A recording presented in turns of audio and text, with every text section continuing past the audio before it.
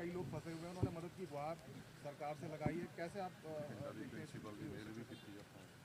देखो बात ये है, हमने भी आज एक हमारी प्रिंसिपल है वो भी वहाँ पर फंसे हुए हैं, उसकी आज मेल एक्सटर्नल अफेयर मिनिस्ट्री को मैंने की है।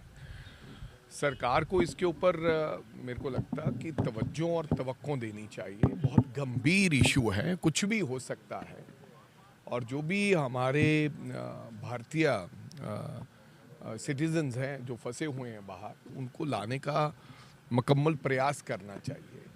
कोई मेरे को अप्रोच कर रहा है, कोई किसी को अप्रोच कर रहा है, इस तरीके से हफड़ा दफड़ी मची हुई है। तो दोनों देश आपस में बातचीत करें, एक्सटर्नल अफेयर मिनिस्ट्री ये तय करे कि किस तरीके से उनको लाना है, और उनके परिवारजनों को भी इंफॉर्मेशन समय पर मिलती रहे कि हमने ये प्रयास किए हैं और इतनी देर में आपके परिवार वाले यहाँ पर सुरक्षित पहुँच जाएंगे। और वहाँ पर भी जब तक नहीं आ सकते, उनकी सुरक्षा के इंतजाम वहाँ भी होने चाहिए, एम्बेसीज को कहकर, एम्बेसडर्स को कहकर। केंद्रीय गृह मंत्री अमित शाह ने पंजाब में धर्मांतरण को लेकर चिंता जताई है। उन्होंने कहा कि बहुत बड़े पैमाने पर कन्वर्जन पंजाब में हो रहा है। देखो, पंजाब के बारे में जो चिंता है ना इस प्रकार की, अभी आगे हैं इलेक्शंस।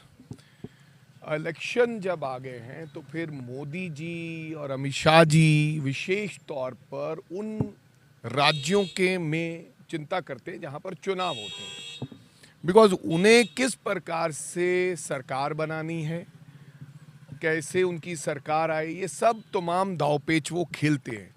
चाहे वो पोलराइजेशन करके कर दें, चाहे प्रदेश के हालात खराब करके वो अपनी सरकार बनाने की कोशिश करें, चाहे वो इस तरीके की बातें करके, क्योंकि बीजेपी सरकार कब क्या बयान दे रहा है। बहुत बार देश के प्रधानमंत्री ने ये बात कह दी थी कि अगर मंगलसूत्र सुरक्षित चाहते हो तो फिर आपको बीजेपी की सरकार चाहिए, ये कहा उन्होंने अपने भाषण में।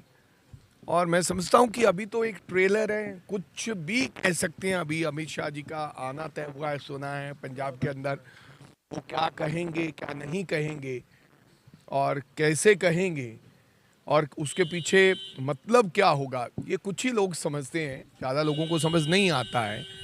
लेकिन जिस प्रकार से डेरा में आना मोदी जी का, और ख़ास करके जलंधर में आना, रविदास महाराज जी हमारे गुरु जी, उनके वहाँ पर गुरुपुरब पे आना, और क्योंकि इतने सालों में सरकार में हैं, कभी नहीं आए, तो एक अपना अलग से, क्योंकि बेसिकली धर्म पे नाम पर, जाति के नाम पर हमेशा भारतीय जनता पार्टी ने पोलराइजेशन करके सरकारें बनाई है। ना तो कोई काम के आधार पर बनाई है, ना देश के इकॉनमी, देश की इकॉनमी के नाम पे बनाई है।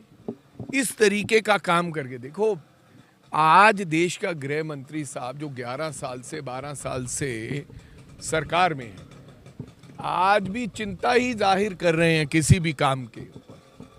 भाई आप काम क्यों नहीं कर रहे?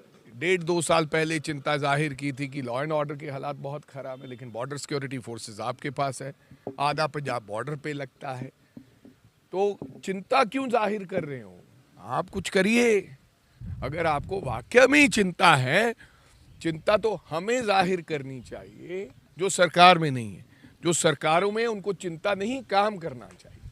तो रैली आप राहुल गांधी आए, उन्होंने एक चेतावनी भी दी, वहाँ पे कहा कि सारी कांग्रेस को यूनाइटेड रहना चाहिए, कैसे देख रहे हैं उसको? देखो भाई, राहुल गांधी ने चेतावनी कहाँ दी है? राहुल गांधी जी ने ये कहा है कि इकट्ठे रहो। उन्होंने कहा कि एज ए टीम खेलोगे, कोई भी जो टीम है वो एज ए टीम खेलती है, सारे प्लेयर उसमें काम करते हैं, अच्छा प्रयास करते हैं, खेलते हैं, अच्छा अपना उनका वो रहता है प्रदर्शन, तो फिर ही काम वो गेम जीत सकते हैं और वो टीम जीतती है। तो ये उन्होंने कहा वो सबके लिए है।